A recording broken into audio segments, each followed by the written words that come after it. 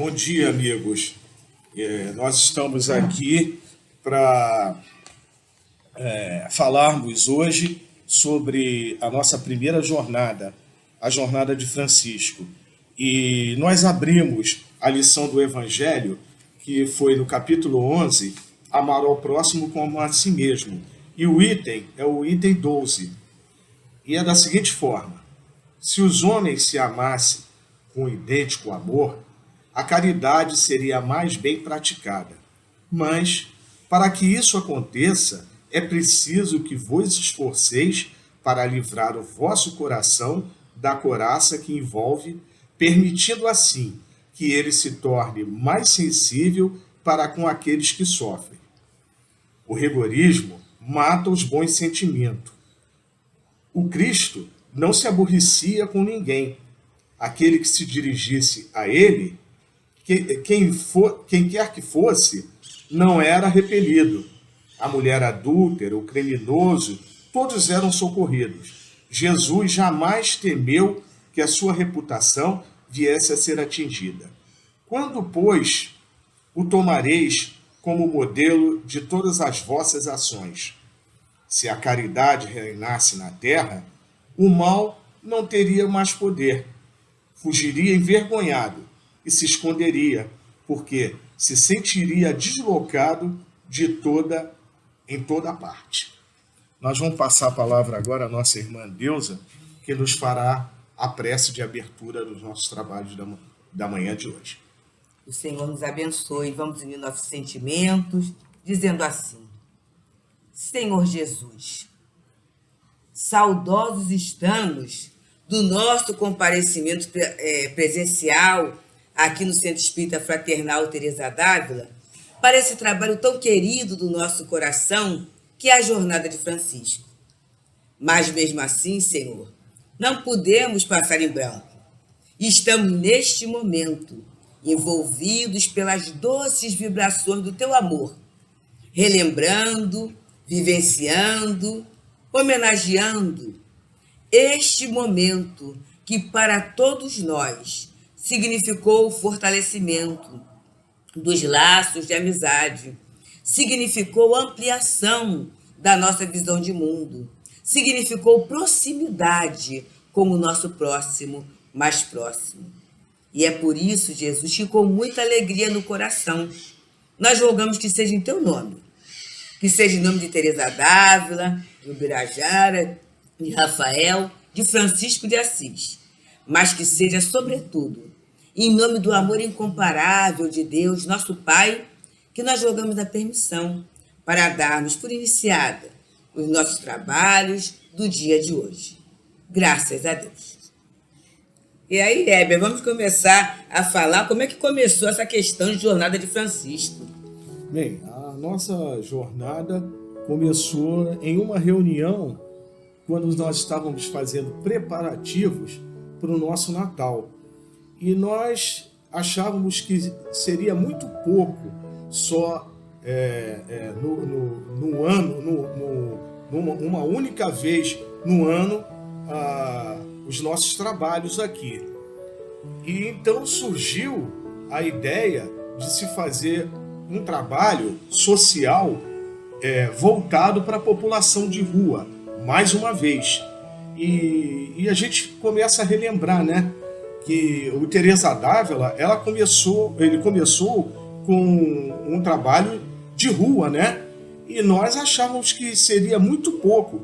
E o nosso segundo trabalho, a partir daí, foi a Jornada de Francisco, que a princípio, né, não se chamou jornada, mas a partir do momento em que nós começamos a desenvolver a ideia, aí surgiu o nome Jornada de Francisco.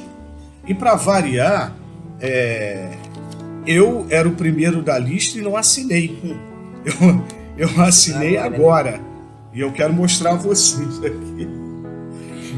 Eu queria saber assim, por que Francisco de Assis? Olha a mania de entrevistar, né? É a mania da rádio, né? Por que Francisco de Assis, Olha, como é que foi que surgiu isso? Olha, a partir do momento em que eu tive a ideia de colocar como patrono do trabalho, Antônio de Pádua, surgiu através da Ellen, que não deveria de ser Antônio de Pádua, e sim Francisco de Assis. Aí veio aquela questão, caravana de novo? Não. Aí a nossa Teresa pegou e disse assim, então façamos Teresa assim. Dávila? Não, a Teresa da Vila. Teresa Almeida, né? Então passamos a chamar Jornada de Francisco. E essa nossa primeira jornada, nós tivemos um quantitativo de 75 pessoas, em que fizemos distribuições aos nossos necessitados de rua da seguinte forma. O nosso Marcos, ele fez uma sacola, né, em que eles pudessem carregar tudo aquilo que nós havíamos preparado para eles, né, que foi colocar na sacola cobertores, o lanche, a água, o sabonete, a saboneteira, pasta de dente e escova. E foi assim que a gente começou a nossa primeira jornada, e nós estamos até hoje, né, em 2020, com o trabalho da nossa jornada. Então, 8 anos, não é, Heber? 8 anos. E aí eu queria saber, assim, esse ano não teve nada? Tivemos sim. O que aconteceu? Nós não saímos às ruas, mas nós fizemos as distribuições daqui de dentro de casa. Ou seja, nós tínhamos um quantitativo bom de cobertores. E o que aconteceu? Nós oferecemos à casa de Allan Kardec e eles imediatamente vieram aqui apanhar. Aí eu disse assim, mas espera aí, eu não vou distribuir todos esses cobertores porque pode alguém precisar e vai faltar para alguém. Dito e feito. Em determinado momento, a nossa Márcia Máximo, né, ligou para mim e disse assim, Heber, você ainda tem cobertores? Eu digo, tenho sim, tenho 11 cobertores. É porque uma igreja evangélica está precisando de 10 cobertores e nós tínhamos 11. Então, é aquela questão, né? Nós tínhamos endereço certo para isso. E kit de higiene, foi também? Foram todos os kits de higiene que nós tínhamos aqui, que nós havíamos ensacado, todos eles. E foram também para a casa de Allan Kardec. Houve, com certeza, a jornada de Francisco. E o Pedro e Paulo recebeu alguma coisa também? Recebeu. Núcleo Espírita Pedro e Paulo recebeu alguma coisa? Recebeu algumas coisas sim. Material de higiene, Mas né? recebeu um pouco de material de higiene, que nós fizemos uma divisão, entregamos roupas, e foi assim que se deu a nossa jornada de Francisco. Então a gente está prestando assim contas, não é? Porque os companheiros fizeram esse trabalho lindo, né? Os desodorantes, o material de higiene, e olha que coisa certinha. Na época da pandemia, foi certinho para os endereços, né? Então a jornada de Francisco aconteceu. E é mais um momento, meus queridos, que a gente começa a analisar a providência divina em nossas vidas. Como é que a gente não está solto? Então não é hora de medo, não é hora de terrorismo, porque com certeza Deus cuida de nós, né? Teresa cuida de nós e Francisco também. E aí a gente vai falar um pouquinho de Francisco Bernardoni.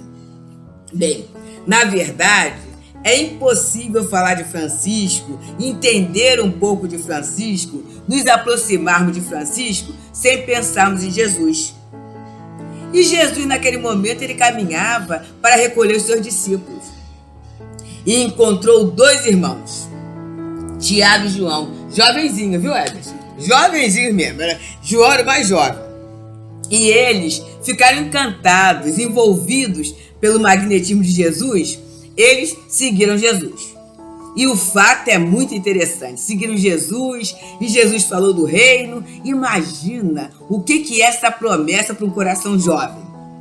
E eles chegaram em casa e contaram. E é lógico que assim que eles contaram, a mãe, Maria Salomé, foi correndo para Jesus. Claro, né? Mãe é isso. Em qualquer setor, mãe é esse negócio. E ela chegou lá e falou assim, mestre, Senhor, eu sei que o Senhor vai fundar um reino. Quando o Senhor fundar, coloca os meus 2 filhos, um à minha direita e outro à sua esquerda. E aí Jesus falou, né? Poderão eles, por acaso, beber o cálice que eu vou beber? E a mãe, como toda mãe, vai assim, claro, Senhor, pode confiar neles. Aí Jesus fala, é certo que o tempo deles chegará, mas o meu ainda não. O meu já chegou, o deles ainda não chegou. Quanto a colocar à direita ou à esquerda, isto não é comigo, isso é com o Pai que está nos céus. Aí passa um tempinho, e quem nos traz essa narrativa interessantíssima, circunstanciada, é o irmão X no livro Boa Nova, em que ele chama a lição da família Zebedeu. Então vem o pai. E o pai, ele tinha funções no templo, né? E ter funções no templo significa conhecer a lei, ele conhecia a lei. E aí, quando ele vai a Jesus, pela fala de Jesus, Jesus cita Isaías, Jesus cita a lei, ele percebe em Jesus o Messias prometido e esperado. E aí ele fala assim, Senhor, para mim é muito tarde para eu largar tudo e segui-lo. Até porque tem a conveniência, ele tinha funções no templo, imagina abandonar isso. Mas eu entrego em suas mãos meus 2 filhos. E assim eles começam a seguir sempre Tiago e João, como uma estrutura boa familiar, porque naquele momento ter funções no templo era desempenhar uma função político-religiosa que dava uma estabilidade, garantia à vida familiar, e eles vão seguindo a ponto de ser chamado discípulo amado de Jesus, esse João, que era o mais jovem, bem mais próximo. E aí, João acompanha Jesus. Acompanha Jesus, e é interessante que é o único discípulo que estava presente na crucificação de Jesus. O único, gente. E ele estava junto a Maria. E desculpe aí, Hebe, mas naquela hora as mulheres foram corajosas, porque os discípulos, ó, todo mundo hashtag partiu. Mas, né, com todo respeito, tá? Mas as mulheres estavam ali na fila de frente. As Marias, né? Maria de Nazaré, Maria Magdala, Maria de Cleófas, Joana de Cusa, todas elas estavam ali diante do episódio da crucificação, sofrendo aquilo. E Maria chorava muito, e Maria se recordava muito daquele episódio. E no momento, o carinho de Jesus, a piedade filial de Jesus, né? Ele vê e ela pensa em choro. Por que fizeram isso contigo, meu filho? E aí ele olha para ela e fala assim, mulher, eis aí teu filho, se referindo a João. E olha para o João e fala assim, filho, eis aí a tua mãe.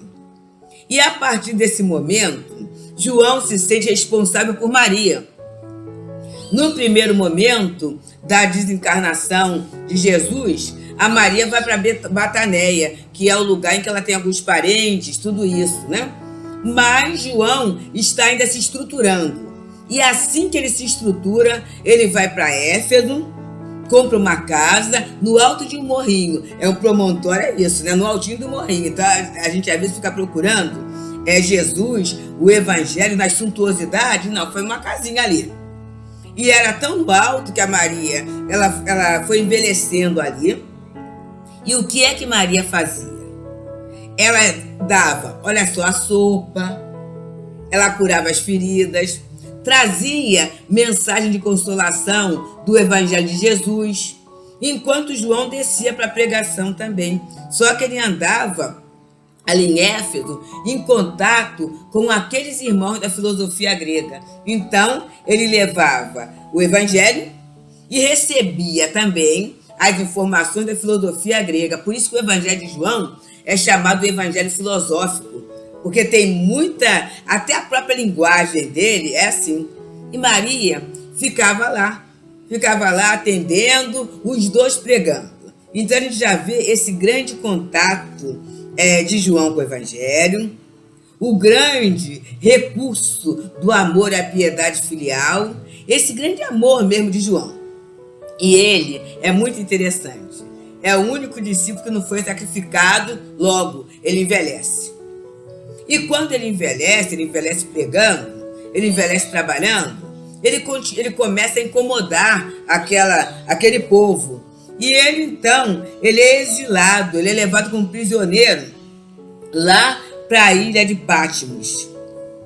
E nessa ilha ele está prisioneiro, ele tem uma condição de meditação maior, ele está exilado mesmo, e aí ele prega o evangelho para quem? Para o sol, para a lua, para os peixes, para as árvores. Ele já vai fazendo. Quer dizer, observa só, o Heber, antes de ser Francisco, ele já tem essa afinidade com a natureza, né? Estamos aqui no Tereza gravando, gente, a passarada está cantando, eu não sei se chega até aí, mas está a passarada passando e só vendo, né? Então, ele vai pregando. E a sua mediunidade é algo assim exuberante. É tão exuberante, é tão apurada, que ele tem a mediunidade sonambúlica e ele tem a mediunidade perceptiva. Então, ele percebe Jesus falando do futuro. E é ali que ele escreve o livro do Apocalipse, na ilha de Patmos. E ele, então, ele desencarna bem velhinho mesmo, né? Só que houve uma coisa, assim, bem interessante, né?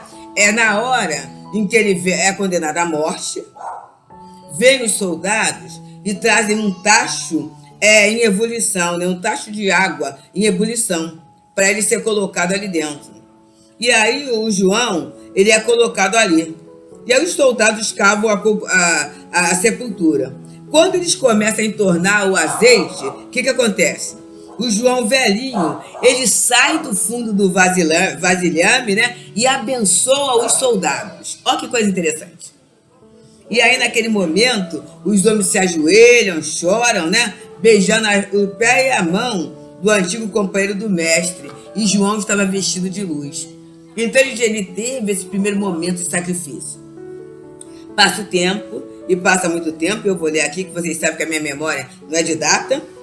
Em 28 de setembro, desculpa, não é 28 não, 26 de setembro de 1111, na cidade de Assis, renasce Francisco de Assis, da família de Bernardone.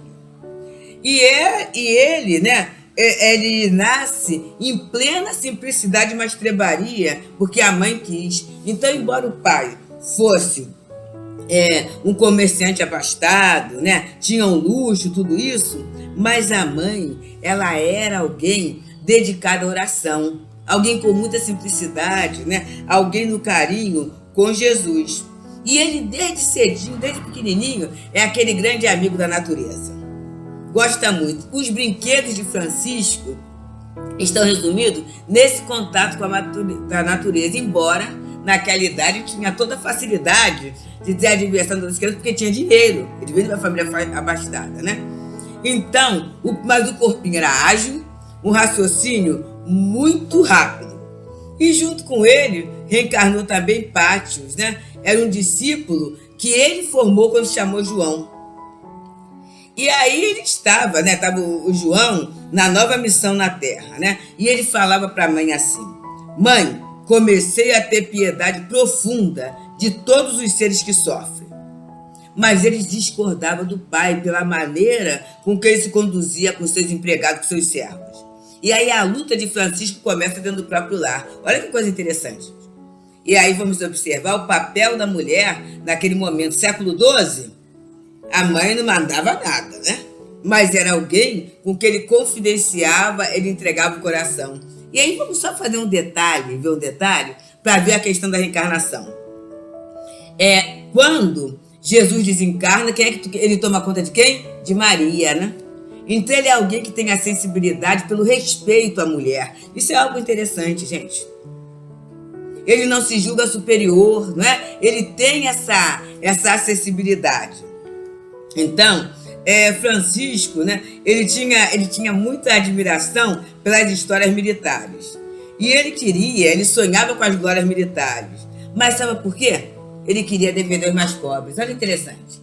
Olha, não era para matar ninguém, porque quem gosta de planta, e aí a gente lembra até da Berenice lá no Horto, né? Ela fala assim: criança que aprende a cuidar da planta, e lá cada um tem a sua planta, cuidando tudo isso, vai saber cuidar de gente.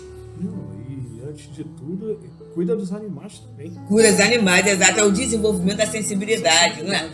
Porque se não houver respeito à natureza, a natureza que nos cerca, né, que a gente considera inanimada, que não é, a gente não vai respeitar o ser humano também. É interessante isso.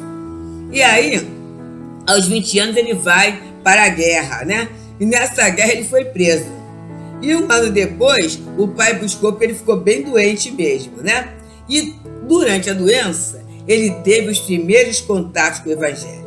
E aí Francisco, ele é denominado Il Poverello, quer dizer, o pobrezinho. E quando ele vai tendo contato com o Evangelho, ele é aquele homem simples, humilde, né? Assim como Cristo, ele ama ardentemente a Jesus. Preocupa-se com o semelhante, e ele dissocia do poder da vaidade e o orgulho. E aí tem um fato assim, bem interessante, porque ele começa a achar que o contato com Jesus através do próximo é interessante. E um dia, está ele orando na capelinha de São Damião, que é até uma das músicas, das canções que a gente cantou, né? Numa das jornadas, né? Uma canção introduzida.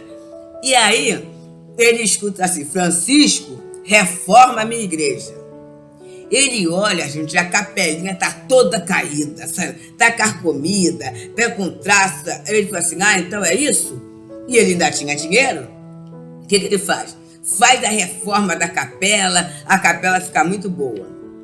Mais tarde, ele entende que não é isso.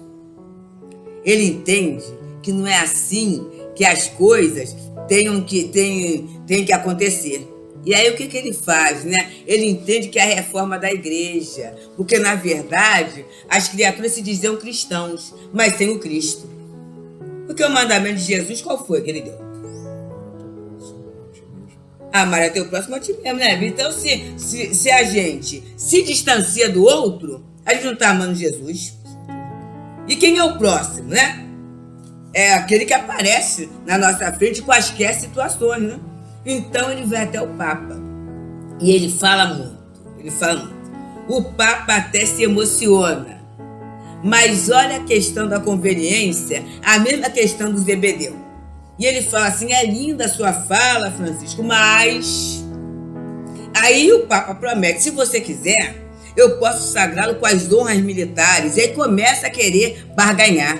Mas Francisco não aceita. E a gente tem até no filme Mão Sol e Mão Lua, em que ele faz o seguinte, né? Ele despe aquela roupa e ele é como a dizer o seguinte, né? Eu não preciso desse arcabouço.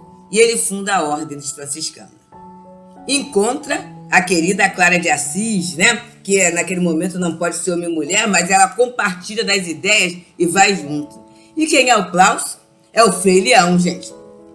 Que é um discípulo de Francisco interessantíssimo, que ele é um tanto desajeitado,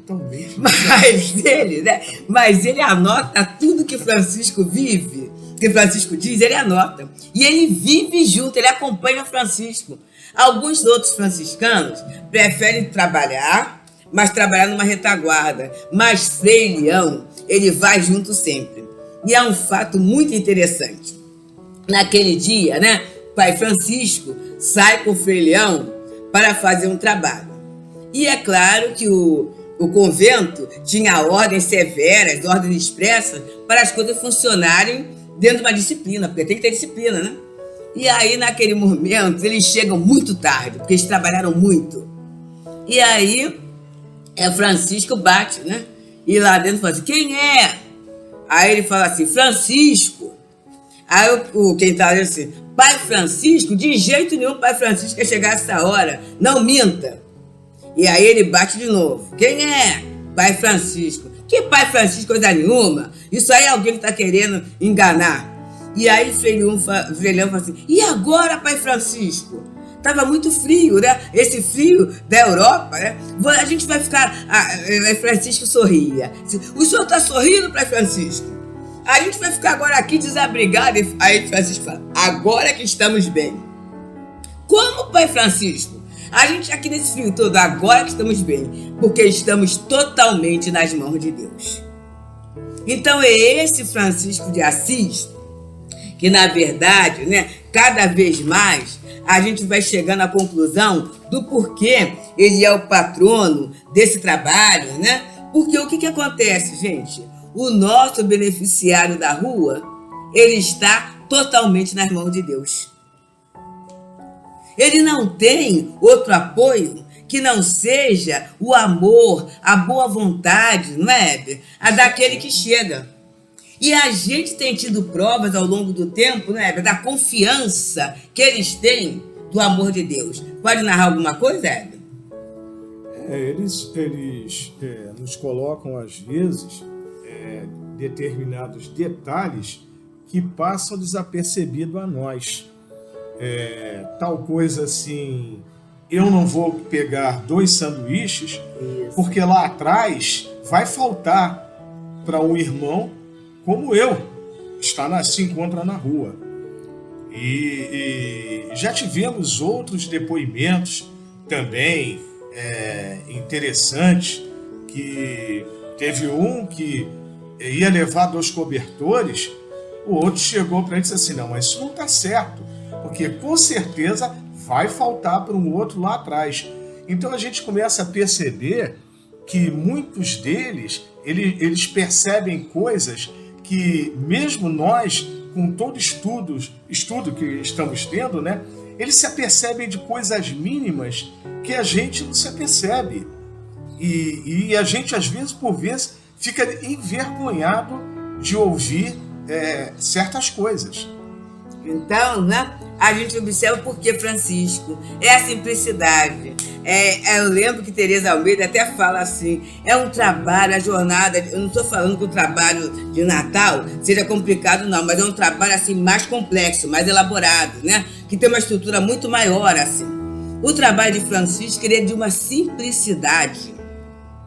As coisas ocorrem com um clima de pacificação que é emocionante. É muito lindo, né? O próprio grupo mesmo se reúne com uma calma muito grande, porque a gente chega aqui com fome. Mas quando chega, tem ainda o tempo da elaboração, do almoço, de acabar tudo isso. Ninguém se aborrece, ninguém se estressa. Então a gente vê que é uma vibração muito boa de pacificação. E aí, a partir daí, a gente foi vendo, né, que a gente não evoca o Francisco só na jornada. A nossa Cláudia, a nossa Claudinha Freire, ela até nas preces que ela faz, ela sempre evoca o nome de Francisco, que passou a fazer parte da nossa casa de Teresa d'Ávila, não é? E eu gostaria de contar também um fato interessante da nossa caravana, né? No dia nós havíamos saído atrasado daqui, né? E a gente ficou preocupado, meu Deus do céu, a que horas que nós vamos levar isso para eles? E quando nós chegamos na central, nós seguimos, não fomos, não paramos ali, como era de costume a gente parar. Isso foi numa das nossas caravanas. Fomos direto para o Largo de São Francisco. E chegando lá no Largo de São Francisco, a maioria deles estavam lá. E quando nós começamos a formar a nossa roda, que pusemos a música, né? E que começamos a cantar, olha que coisa interessante. O sino da igreja bateu. A igreja de quem? De Francisco de Assis. E Francisco de Paula, são os dois. Então, o sino bateu. A gente se entreolhou e disse assim, meu Deus do céu, eu acho que nós não estávamos errados, não. Nós estávamos certíssimos em vir para cá. E tem outros fatos interessantes que, em outras oportunidades, nós vamos relatar. Então, queridos, assim, encerrando esse primeiro momento de lembranças queridas da jornada de Francisco, a gente vai fazer a oração de Francisco de Assis. Senhor, fazei de mim um instrumento da vossa paz. Onde houver ódio, que eu leve o amor. Onde houver ofensa, que eu leve o perdão. Onde há dúvida, que eu leve a fé. Onde haja mentira, que eu leve a verdade. Onde há desespero, que eu leve a esperança. Onde há trevas, que eu leve a luz. Onde há discórdia, que eu leve a união. Onde há tristeza, que eu leve a alegria. Ó Mestre, Fazei que eu procure mais consolar que ser consolado, compreender que ser compreendido, amar que ser amado, pois é dando que se recebe, é perdoando que se é perdoado, e é morrendo que se vive para a vida eterna. Com esse belo roteiro, lembrando de Paulo Cordeiro, que ele fala que a oração de Francisco de Assis é um roteiro de vida, que possa ser o nosso roteiro de vida. E nós, nesse momento, desejamos paz e bem para todos vocês. Paz e bem, Heber. Paz e bem. Que o Senhor Jesus nos abençoe. E com isso, a gente percebe a chegada aqui de um franciscano. Só um. Mas já basta, né? Então, Francisco de Assis mandou o representante que as bênçãos desse querido irmão que chegou aqui possam envolver a cada um no seu cantinho, no seu lar, no seu espaço de alegria, de dor, de preocupação, de abundância ou de carência. Muita paz a todos. Paz e bem para todos os queridos amigos.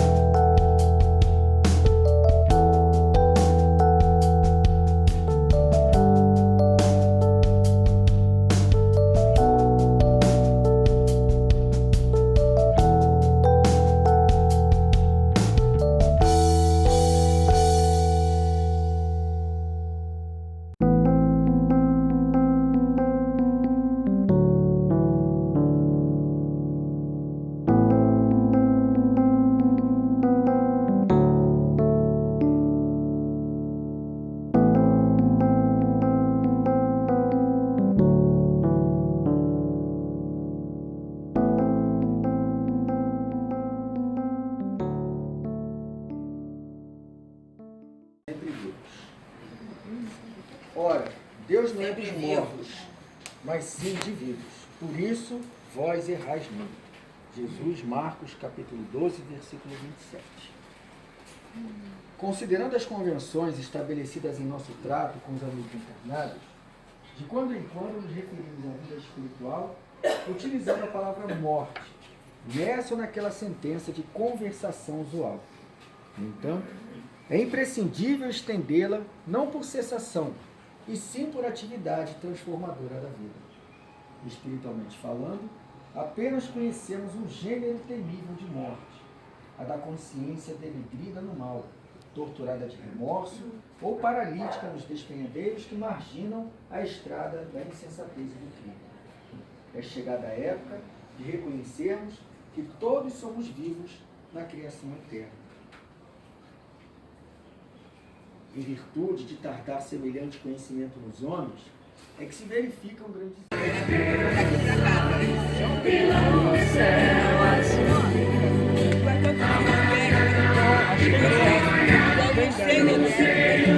Mas aí não está ficado, né?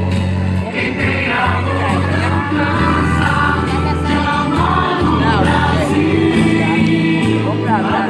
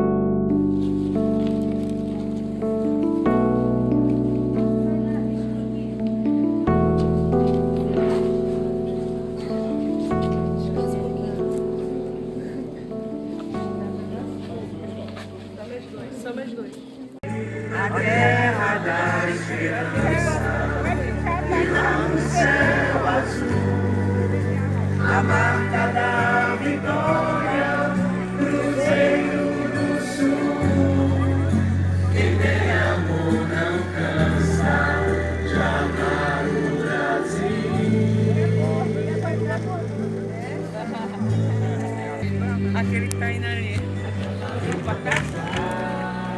Tem o acho que vai ter lá, né?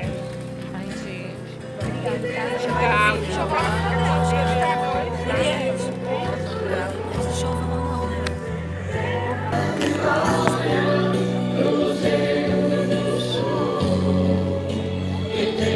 E a gente vai pra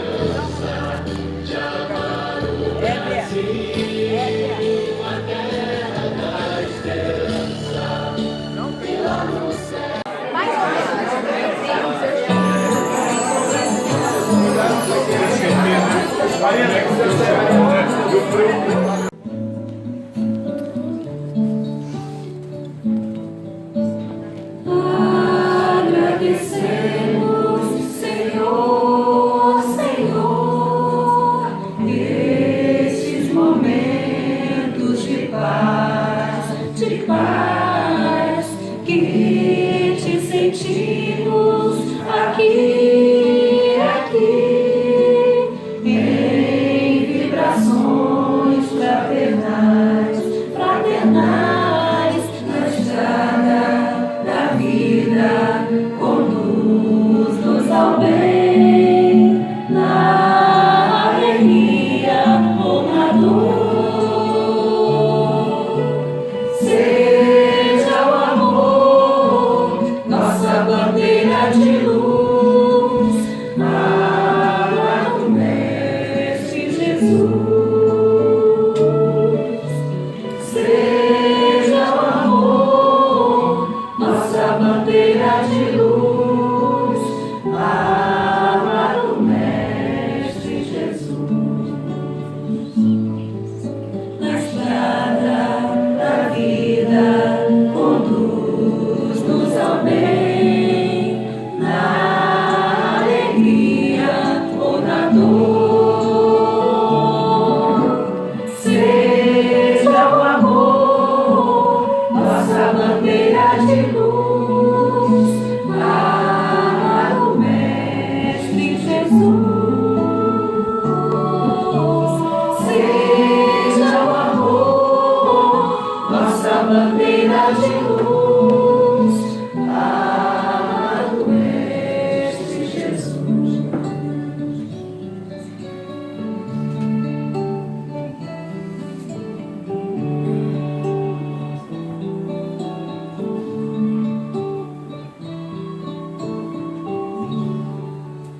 Vai Paz e bem. Rapaz, Adriana.